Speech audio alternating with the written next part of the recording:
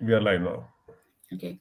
Hello, everyone. Welcome to another episode of Conversation with Sam. So, today we have a special guest with us, Mr. John B. Fullerton, who is a renowned impact investor, founder of the Capital Institute, and leading voice in regenerative economics. Together, Sam, Sir, and John will unpack the principles of regenerative economy. They will discuss about the future of capitalism and how young change makers can shape an equitable and sustainable future. So, whether you're a student, an entrepreneur, or a policy enthusiast, or just as curious as someone just wants to know what comes next, this session promises a fresh insight and inspiration straight from the two of the most forward-thinking minds of our time. So, without wasting too much of our time, I'll ask Mr. Sam Petrora to introduce our guest and address our audience. Thank you. Thank you, Premvada. Thank you, Upendra. John, welcome to this conversation. Great to be with you, Sam. It is good to see you again after a long time. John has been a friend for many years. Premvada told you a little bit about John, but John is a well-known name in the field, has had very long, interesting, illustrious career in finance, economy. He and I connected about 15 years ago in Ireland at a castle and a monastery where we spent 3 days together, along with about 30 people. And we all came from different background, different parts of the world. And we talked about the future with focus on sustainability, inclusion, alternative, with great deal of concern for where we are headed. In 15 years, lots of things have happened. What is going on in US, India, and other parts of the world, including wars, bother many of us. Underlying all of this is economy, concern for inclusive growth, concern for sustainable growth. And these are the issues that John has been working on for a long, long time. I'm delighted that he agreed to come and talk to you. And I hope after today's experience, he would come back again.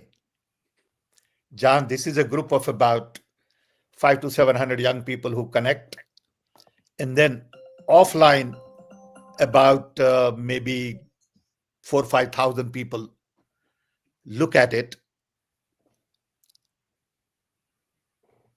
Every week we meet on Saturday morning, 9 o'clock Chicago time. And these people want to learn more about different things: economy, politics, science, entrepreneurship, education, health. So we take different topics and talk about issues for maybe 20, 30 minutes and then open up for a broader conversation. They all vary in background. They are all curious people. They are all interested in future because they take 1 hour of their busy schedule every Saturday morning and show up and ask a lot of questions. So we are delighted to have you today. Maybe you can enlighten us about your work, your concerns. And I'm sure during interaction, you will get to know some of these people and their concerns. But with this background, I want to welcome you, John, and especially thank you for accepting this on a very short notice. And I hope you come back again. not just the, you know, one shot deal, but we would like you to have many more interactions with us. Thank you, John. Wow, thank you, Sam, and boy, what a wonderful thing that you're hosting here. This community sounds fantastic, and I'm particularly delighted to be able to speak to a group of young people. I have 3 children myself that are in their late 20s, early 30s, and certainly my motivation in this work is first and foremost as an attempt to help make sense for the next generation. And I know, Sam, you share that feeling deeply. And so I can't believe it's been 15 years since our little jaunt in the Irish countryside on the along the sea. But boy, time flies, and what a world we live in now compared to what we were worried about then. So we're definitely in it.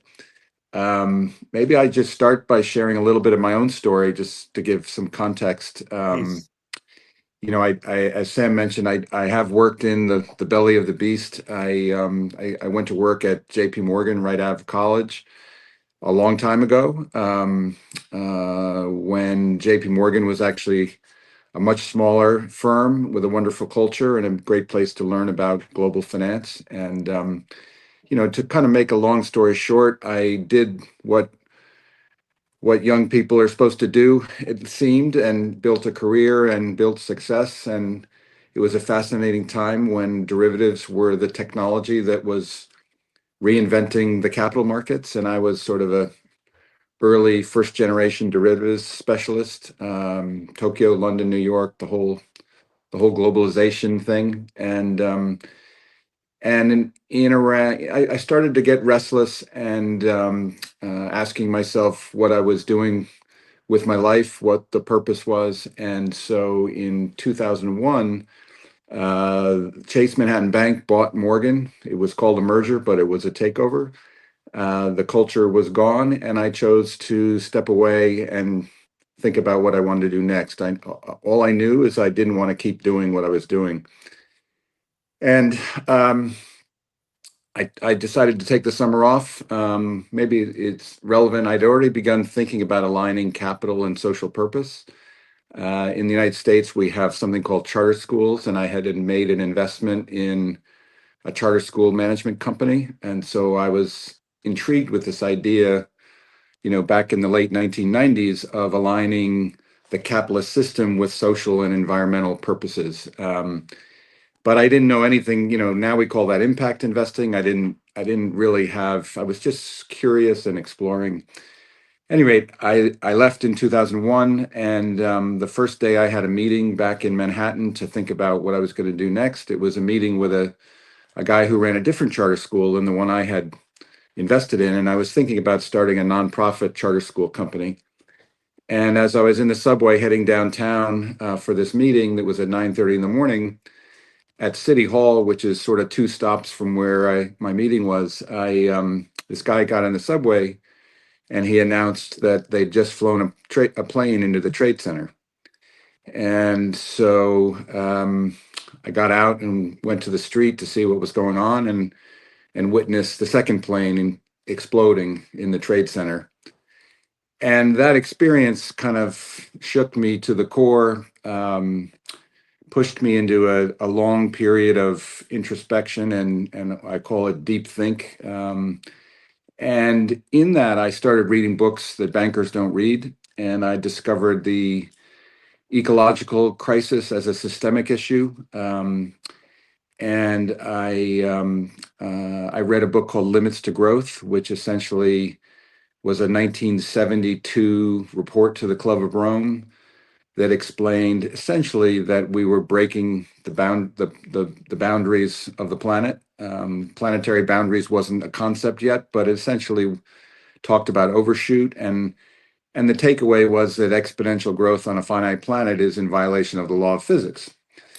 And as a finance guy, I understood very well that the economy was what was driving this, and that finance is what drives the economy. So I had this sort of wake-up call moment of, it's people like me who think they're so smart that are actually driving this system collapse. And so I've been thinking about that problem ever since. And as Sam mentioned, I started a nonprofit called the Capital Institute in 2010.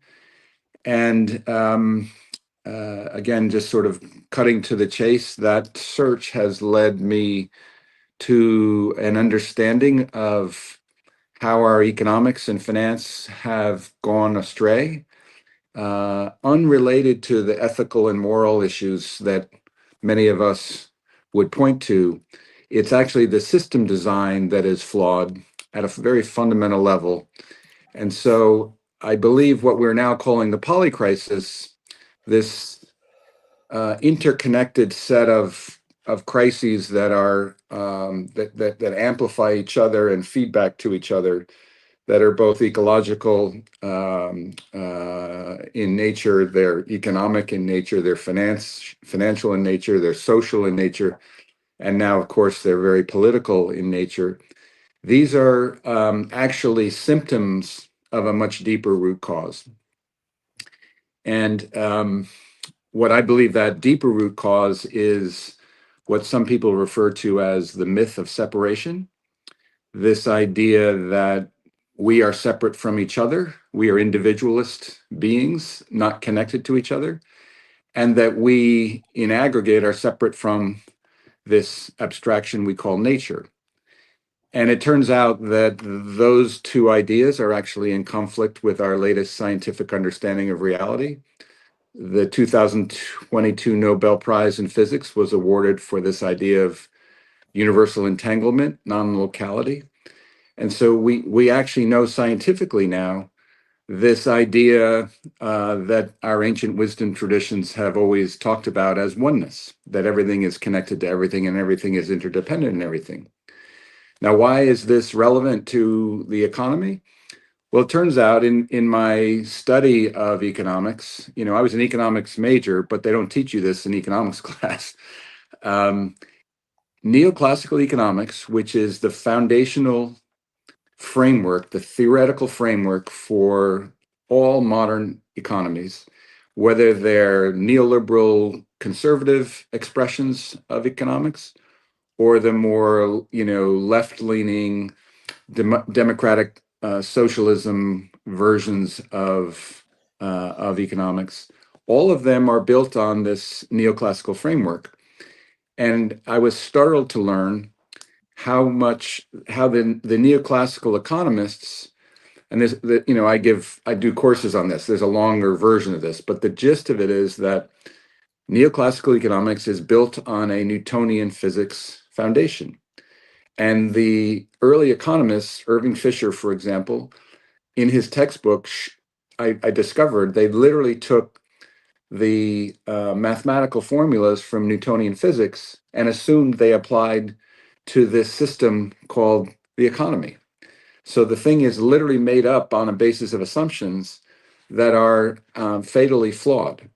And so as a result, we treat the economy and all of the organizations that make up the economy as if they're Newtonian materialist machines to be optimized, as opposed to my belief, which is we need to understand them as complex living organisms. So the premise of regenerative economics, well, let me make one other point. Regeneration is the process that describes how life works. It's a scientific concept that explains how life works. And so think of it as the laws of living, except they're not laws like the law of gravity. They're more like principles, first principles and patterns. Things like mutualism, the idea that everything works in relationship with other things, in right relationship, symbiotic relationship. That's one of the first principles of the regenerative process. Things work in balance, the dynamic balance that we know of as being important, that actually applies to all living organisms, all living systems as well. So it's not as simple as reducing, regeneration to a list of formulas and equations the way it works in physics. But the science of living, there is a science of living systems, and there is a scientific consensus broadly on how living systems work. So, given that, the premise of regenerative economics is that the economy is a living system, and in the fractal nature of reality, that means not just the economy is a living system, but all of the subsystems of the economy, like the industries and the organizations, the enterprises that make up the industries, and the government organizations that make up the government roles in the economy. All of these things are complex living systems, not machines to be optimized. But in economics, one of the fundamental ideas of neoclassical economics is to maximize efficiency, to optimize the machine, and ultimately to optimize the risk adjusted return on financial capital. Because when this was all invented, financial capital was the scarce resource. So, as I said, I give a 8-week course on this. There's a lot more to be said, but the gist of it, and then I'll stop talking here. The gist of it is that we need to reimagine economics as a living system, which is part of a much bigger um, uh,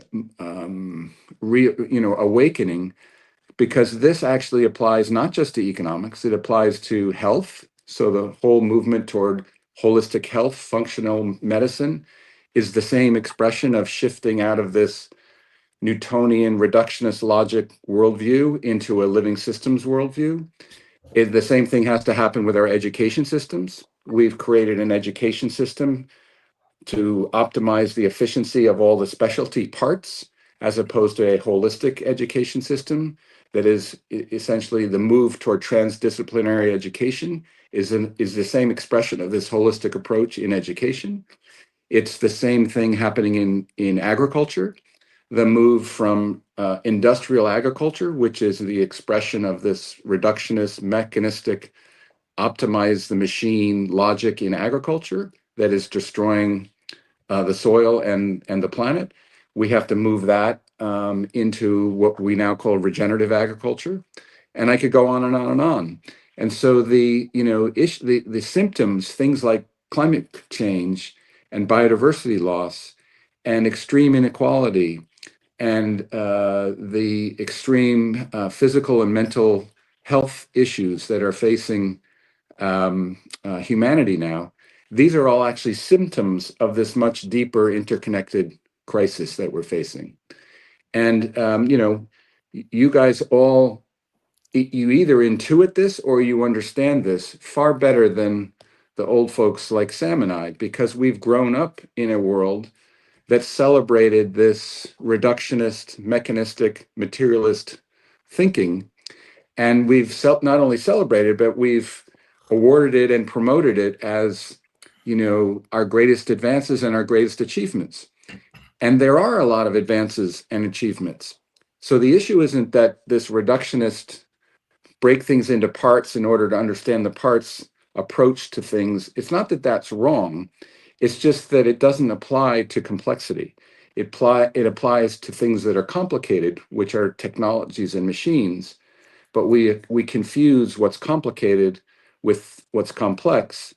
And organizations, from the United Nations to your family, to your own body, to the entire economy, these are complex living organisms, not complicated machines. And so just to wrap this up, maybe as an introduction, I believe we're actually living through a shift, a change in era that is comparable. The last one comparable to this was the shift from the medieval era to the modern era. And so we are essentially experiencing a new renaissance and a second scientific revolution, because everything I've just described is actually the latest scientific understanding of reality. And what blows me away is that this latest scientific understanding of reality is actually aligned with all of our ancient wisdom traditions. So in many ways, we're coming to be able to prove and validate scientifically what our ancient elders have somehow always intuited. And so when the when the Renaissance, the Italian Renaissance started, it was in the wake of a 2-year Black Death, where 1/3 of the European population died of this disease. So it was an extremely chaotic, terrifying collapse environment that happened to Europe as a result of this plague. And out of that collapse emerged the Renaissance. And out of the Renaissance emerged the scientific revolution. And so the optimistic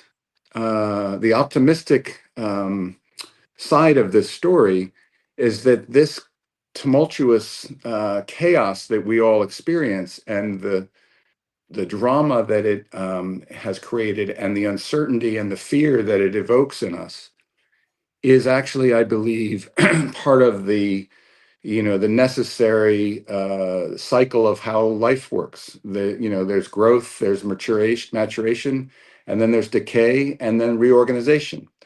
And we're in this reorganization phase. And so I do believe that it's going to be difficult. It's going to get more difficult, but out of it, something much more beautiful can emerge if we have the wisdom to influence that outcome in using our latest holistic understanding.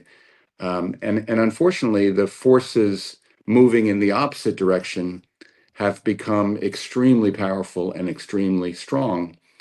But the positive side of that is that's actually what's creating the pressure for the reorganization. If we had just continued on in the world that Sam and I lived in when we first met, we would continue to kind of sleepwalk toward the cliff. And I believe the current chaos actually gives us a fresh opportunity to reorganize society in a way that actually has a chance of leading to a much healthier path. So I talk too much.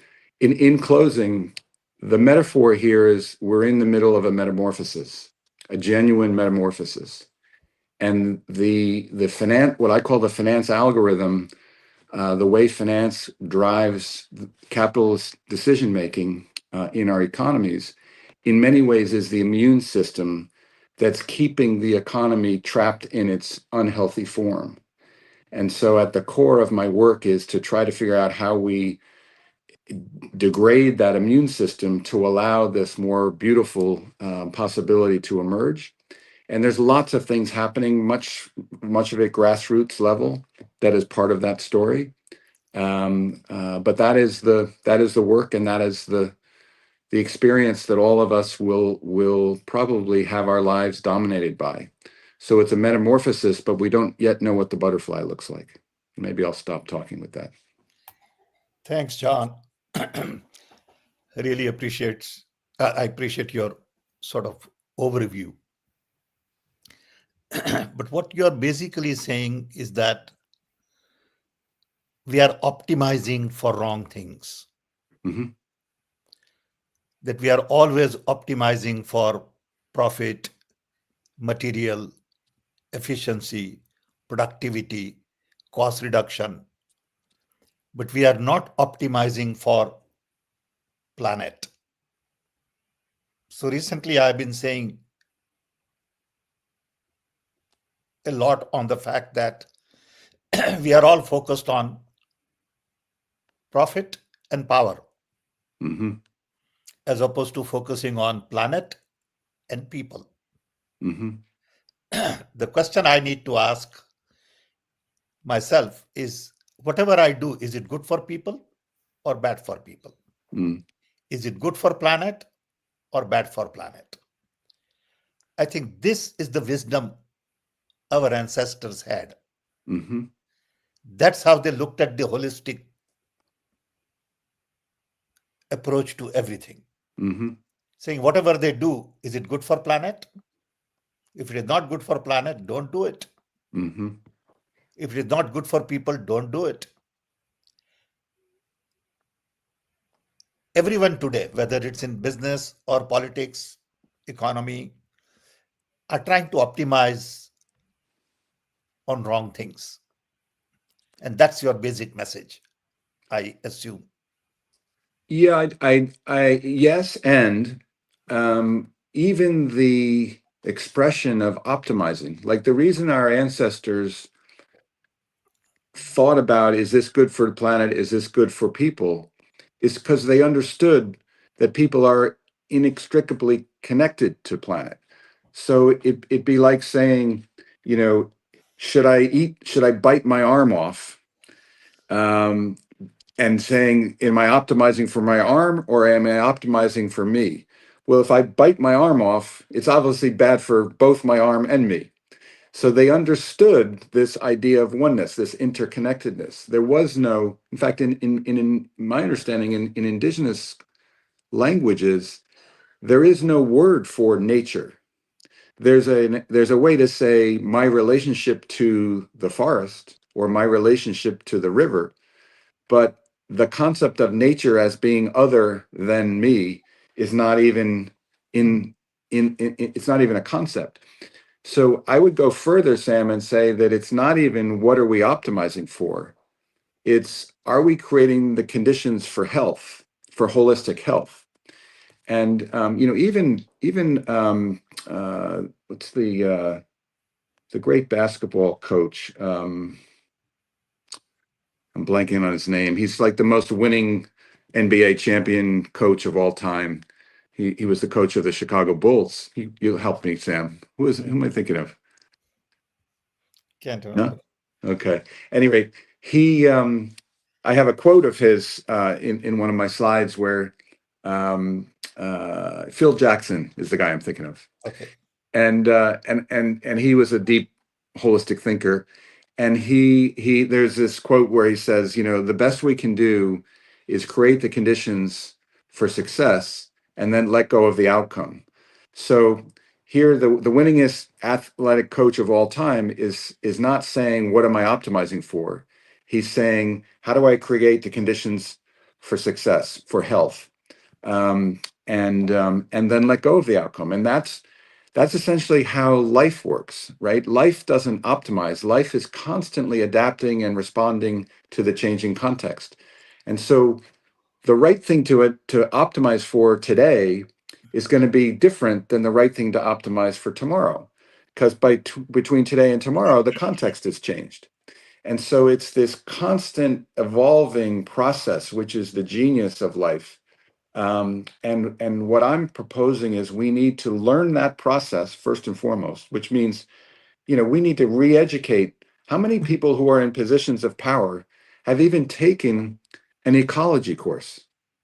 And if they've taken it, do they even understand it's relevant to their leadership position?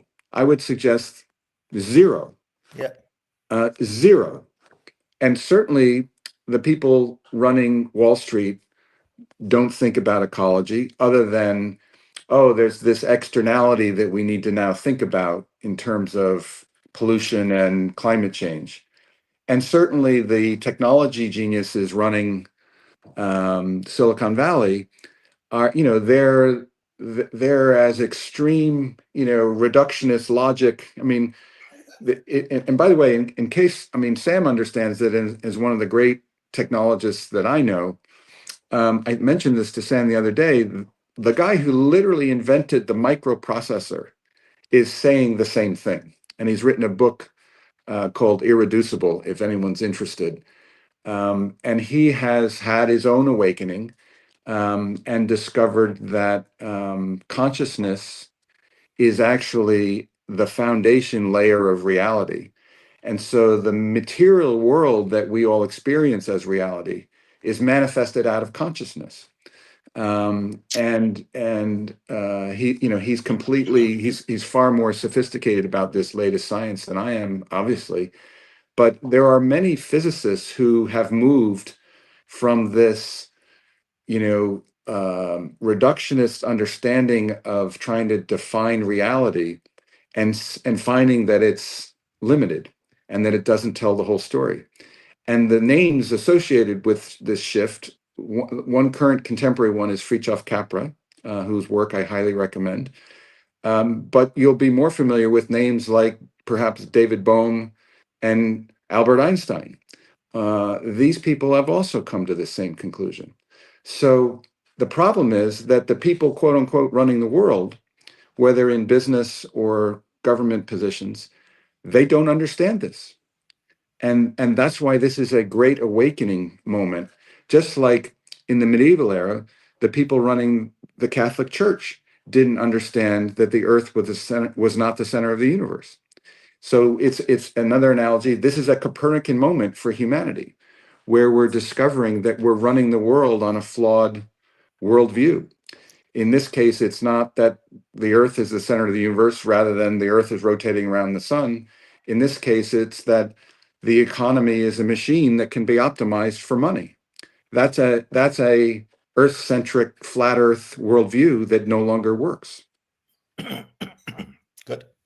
Okay, Priyamvada, please Yeah. go through. Thank you, John.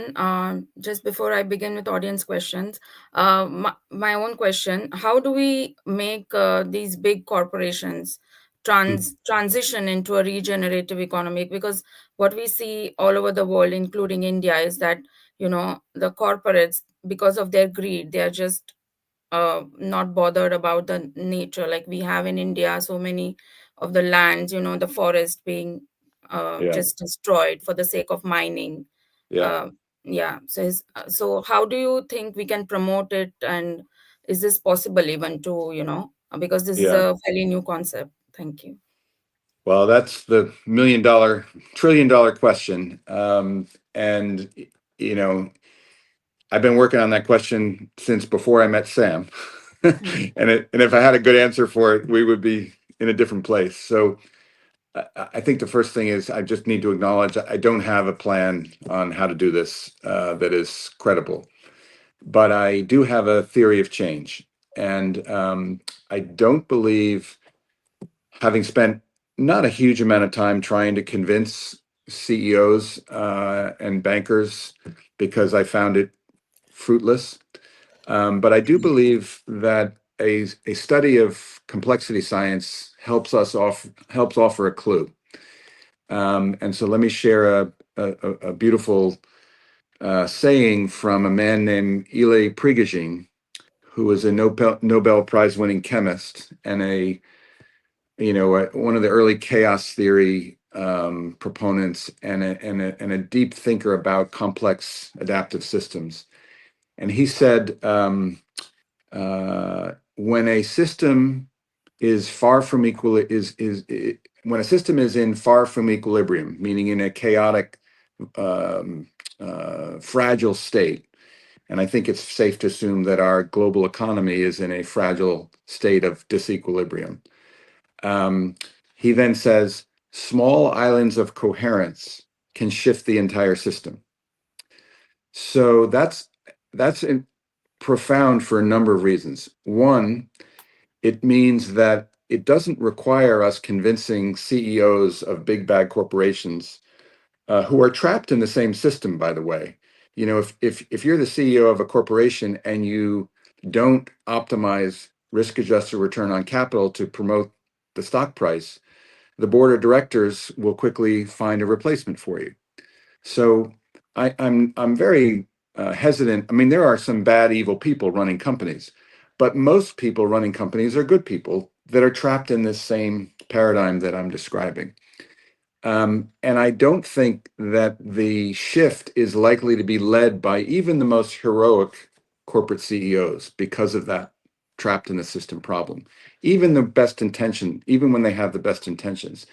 And people like Paul Pullman have discovered that, even a company running a company like at the scale of Unilever can't actually do this on their own.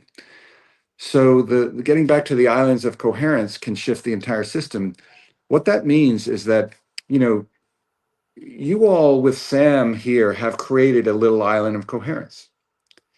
And the conversations you're having, because of this law of universal entanglement, what that means is even these conversations are going to affect the outcome in ways that none of us will ever know. But some of you are going to go off and do something that you might not have done with your life otherwise, and that's going to affect something that no one will know what the feedback loop is. That's the way complexity works. And so in my work, what I'm doing is also building an island of coherence. I've now got a global course community of 2,000 people from 81 countries. And they're now, collaborating with each other, launching new projects, launching new companies together, working on policy issues together. And so my theory of change is we need to build thousands of these islands of coherence, weave them and connect them together through, Sam and I have a beautiful connection and relationship that's 15 years old. And suddenly I get a text message from Sam saying, can you join my group? And the answer is yes, before I even know what the request is. That's the islands of coherence working. And again, this is not like John's opinion. This is, Nobel chemist prize winning understanding of complexity. Complexity shifts through these islands of coherence. And maybe one last way to think about it is that another thing we learn from system science is they only change in response to pressure. So all of the chaos out there is essentially the pressure, which means that the possibility of this shifting the system is now much higher than it was before the chaos existed. So when Sam and I met, the chaos was building, but it was not ready to shift. And now the moment is there when the systems are ready to shift. But that doesn't mean they're going to shift in a positive direction. And that's where our agency comes in. The final profound point about this islands of coherence can shift the whole system is that it reminds us that we have far more agency than we believe, even though even the most powerful people in the world feel like they can't change the system. But in fact, we all have agency to change the system. We just will never see how that happened. And we have to be comfortable with that. And for me, that's actually a huge relief because I don't feel like I know how to change the system. But that's not the right question. The question is, how do we build these islands of coherence and create the conditions so that the outcome that we desire will manifest? And just as a quick reminder, going back to Fritjof Capra, he's studied living systems now his whole adult career after he moved out of the physics profession. And he defines the four principles of life as they're networked, the structure is networked. They're regenerative, that's the process. So learn what regeneration means. Third, they're creative. And so our innate creativity, and by the way, you guys may or may not know this, but Sam is a brilliant artist, just doodling. He's probably got three beautiful doodles that he's made while we're having this conversation. And so remembering that we're innately creative, Yeah. there you go. I told you, is fundamentally what life is about, is fundamentally creative. And finally, Fritjof Capra says, life is inherently intelligent. And so part of this is having faith in the living system process that it will adapt and respond to continue. And by the way, that's not just life on this planet. That's life in the belief that we actually inhabit a living universe. So there's 14 billion years of experience of this universe manifesting this intelligence to continue on. And so I don't think I believe in every bone of my body that we are not going to collapse into some end state, but that we are going through this turbulent time and will emerge out of it in a higher level of complexity and continue this evolutionary process. Great. Very well said, John. Thank you, Really John. appreciate it. Yeah, there's a question from Kiran Kumar. He's asking, how can AI contribute to the symbiosis of economy? The big question. That one's actually harder than Sam's question. So let me try to be concise. Let's talk about something we understand better, the internet. The internet is the most profound technology, the most profound regenerative technology I can think of. Why do I say that? Because one of the first principles of regeneration is, in my language, I describe it as robust circulation. So think of it as the metabolism. And most people, when they think about circulation, they think circular economy, no waste, waste is food, close the loop stuff. That's all true in the material domain. but it applies to the information domain as well. And we live in an information age. And so what does the internet do? It allows the robust circulation of information in ways that was previously not even imaginable. And another first principle of regeneration is empowered participation. So, for example, a legitimate democracy is in line with a regenerative process. But the internet also allows empowered participation so that we can all participate in this circulation of information and the creation of new information in ways that, again, were previously unheard of. The problem with the internet is we've allowed extractive reductionist business models, advertising driven algorithms to destroy this fundamental regenerative nature of it. So, switching to AI, I'm a student of AI. I'm blown away like the rest of us, but I'm by no means an expert at it. And I do believe, like all technologies, it can and will be used for good purposes and bad purposes. It's not inherently good or bad.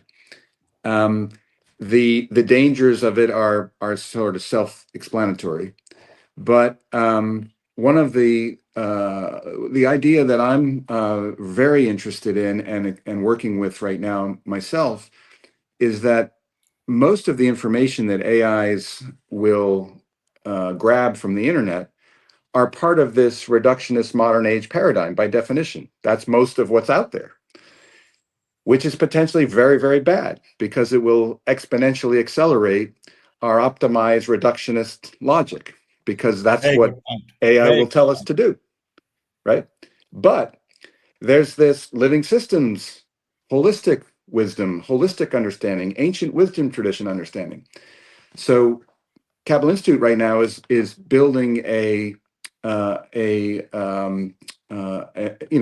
an agent that will be fed by Capital Institute's work, and then a curated list of information and wisdom that we select that's aligned with this living systems paradigm. And so if you ask the Capital Institute bot, what do I think about this, that, or the other thing, or what's the best way to do this, you'll get a holistic response. And this is uncharted territory. The last thing I would say, though, is that one of the challenges of this regenerative economy is we don't actually have the data sets. There are ways to measure regeneration. There's a whole people are interested. There's a paper that colleagues have written with me on this. Ways to measure health, just like you go to the doctor and they take your blood pressure, not because you cared about the number of your blood pressure, but because that's a metric of health. So we need to develop metrics of regenerative vitality, but we don't have the data to do the measurement because no one's been capturing the data we actually need. So something like artificial intelligence and blockchain technology has the possibility of massively, expanding and creating the actual data that we need to develop measures of regenerative health, just as one example. So I think we're in uncharted territory. Obviously, the energy demands of this are moving us hard in the wrong direction. I don't have a good answer. It terrifies me, if I'm honest. Yep. I wish we could put it off until we have our proverbial shit together, but we can't. Very good. Um, Thank you, John. There's a question from Namita. She's asking, as this talk is technical, she wants to know how you see the relationship between the U.S. Federal Reserve, the Treasury, IOU bonds, debt expansion, and loans to the world countries. So, isn't this a pyramid scheme? Mhm. Is a question. So yeah, smart group you got here, Sam. So there's sort of two issues interconnected, like everything in there. Let me start with the debt paradigm of development as it relates to developing economies. Um, the the debt paradigm of development was developed in the wake of World War II, and And yet there's no economy in the world I can think of that has developed on debt. They've developed on equity. And so the whole notion that you can, think of a company, you know, when a successful company starts, it generally starts with equity because it has no ability to service debt when it's just getting started. And so the whole debt paradigm forces an extractive development paradigm. And so, the World Bank, with all of its good intentions, is filled with neoclassical economists who see debt as a way to generate growth, and growth is good regardless of the quality of the growth. But what that's forced to developing economies to do is to generate export revenues, which generally can be done by exploiting extractive industries. And what a living system requires is reinvestment. It requires a slower development path where it builds its capacities for it to meet its own needs internally as the foundation of a healthy economy. So to answer the question about the foreign debt, it needs to be restructured and written off in many cases because it's fundamentally in conflict with healthy development. Now, with respect to the US Federal Reserve and the US dollar, that's really an entirely different conversation. The US government has this, remarkable position of being the creator of the dominant world currency. And so, yes, this is a huge conversation, but the yes, there are limits to how much debt the US government can responsibly issue. But in my belief, and this is largely drawing on a group of economists that refer to themselves as modern monetary theorists, MMT. And if you're interested in exploring this, Stephanie Kelton is probably the most prolific, and you'll find plenty of her work online. Stephanie Kelton. Another one is Randall Wray.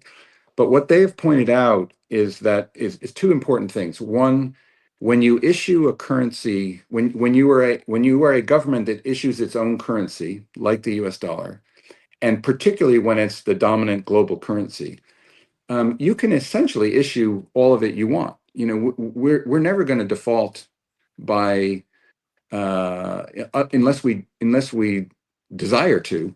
We're never going to default on US dollar obligations. That's very different than Argentina defaulting on dollar obligations, which they have too many of. The other thing about the debt paradigm is that we've lent hard currency to developing economies. So we've lent dollars and euros to Argentina rather than Argentina borrowing in its own currency. And that radically changes your ability to repay it. Which doesn't mean we can just print US dollars endlessly without creating inflation and without creating a crisis. But I personally believe the very recent, oh my gosh, we've got too much debt, we need to slash the government spending, blah blah blah, is distorting the real issues. And if I were in charge of the world, I would have the U.S. Federal Reserve financing renewable energy development, probably indirectly through other organizations in the developing world as fast as possible, because the risk that causes inflation to the U.S. is pretty close to zero, and the urgency to transform our energy system is, I can't think of anything more important. And we're all talking about where's the money going to come from, who's going to take the risk. Well, the Federal Reserve, the European Central Bank, the Chinese Central Bank, they could print trillions of dollars just as they did in the wake of COVID, just as they did in the wake of the financial crisis, and finance development banks around the world. They could have that done next week if they had the foresight and the legal authority to do it. So I'm much less concerned about the Federal Reserve and U.S. dollar or U.S. debt issues than I am about these other issues. But having said that, we've got chaos in Washington, and everything I just said doesn't mean we can't create mistakes through bad policies that will cause a crisis of confidence in the U.S. dollar, and that I think, and in the U.S. bond market. And that's the risk I'm much more worried about than our ability to keep increasing the amount of debt. Absolutely. Thanks, John. There is a question from viewer who is asking about tribal areas. I think he's from there. So he's asking, will AI help rural and tribal masses to increase their livelihoods? And also, how do you think the regenerative economy will benefit these areas, like those from the rural areas? Mm-hmm. Well, so again, super complicated question. I'd make a couple of observations. One, when we're talking about indigenous tribal areas, uh, indigenous cultures are the regenerative economy. The, the, I don't pretend to be an expert in indigenous cultures, but for sure, the regenerative economy is a modern Western scientific understanding of what our indigenous cultures have always understood, as we were saying before. So the biggest issue that the quote developed economies can do is get out of the way and let the indigenous cultures be their natural indigenous self, which isn't to say that they're perfect and they're not all the same, but fundamentally they have intuited this forever, as I said. Um, uh, Second point is there is a burgeoning interest in a concept of bioregionalism. And one of my 8 principles, again, my language is honors community and place, which is to say that human culture is unique to place and geological reality on this planet is unique to place. So the economy we need to have, the economy that needs to develop in the Pacific Islands is going to look and feel and be very different than the economy that's going to develop in the Pacific Northwest of North America. And it's going to be rooted in the essence of those places and the intersection of those geological realities and the cultural realities in that place. But because we have set up the world in this reductionist modern age way, we've organized it by nation state and global corporation. And those are artificial holes that are in conflict with living systems principles. So the movement toward decentralization of everything, the movement toward bioregionalism of everything, the movement toward relocalization, including our administration's ill-fated attempt to throw a wrench into the globalization movement. There's actually some truth in that the globalization has run amok. Globalization is not in alignment with how living systems work. There's no such thing as a global forest. There are global systems, but they manifest in a bioregional scale, and they adapt and change to that context. So I think the one of the big shifts that we're now experiencing is a move away from globalization of everything, back toward I prefer bioregionalism to local because there's always a balance between scale and let me back up. One of the first principles is balance. And one of the things we've learned from studying living systems is they balance efficiency and resiliency. And they're skewed toward resiliency, but there's a balance between efficiency and resiliency. And so if you want to be in this window of vitality, you need to think about both resiliency and efficiency. So a hyper local economy might be even more resilient, but it's not very efficient. So we need to find that sweet spot between efficiency and resiliency. And of course, neoclassical economics is all about optimizing efficiency. So it's a long answer to your question, but I think this mega trend of moving back toward a bioregional based economy is important, and AI can help us think how to do that. But whether an indigenous tribe living in the Amazon needs AI, I would suggest it wouldn't be This, a high priority. John, this reminds me of traditional wisdom that I mentioned in my book, Redesign the World. Let me take a minute and read paragraph. Good. In 1854, the chief of Seattle's Duwamish tribe sent a letter to the US President Franklin Pierce.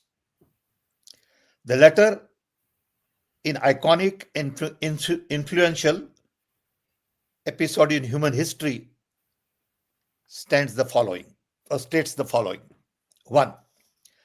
Earth does not belong to man. Man belongs to earth. All things are connected, like the blood that unites one family. The man did not weave the web of life. He is merely a strand in it. Whatever he does to the web, he does it to himself. The earth is sacred, and man and animals are but one part of it. Treat the earth with respect so that it lasts for centuries to come, and a place of wonder and beauty to our children. So I think Beautiful. traditional wisdom has been around, and this is a letter to the President of the United States written by a tribal guy. You know, No, we know this in our DNA. We've just forgotten it. absolutely, We've gotten distracted. absolutely. Mm. And for that, Absolutely. you don't need a PhD. You know, I remember my own grandfather who couldn't read or write, Mhm. but had some great wisdom. Mhm. It was amazing, you know. And I think Amen. it just passes on from generation to generation. And now that we have PhDs, we think our parents didn't know anything.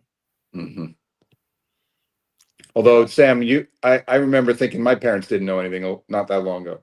Yeah. So, great. Uh, Go Thank ahead, you, sir. Priyavada. Yeah, just before we wind up, where do you see your like the concept of regenerative economy, the future of this concept, and also do you have any like a website or like Yeah, yeah, YouTube yeah. links where we can Yeah. because this is a fairly new concept in India, so just to Yeah.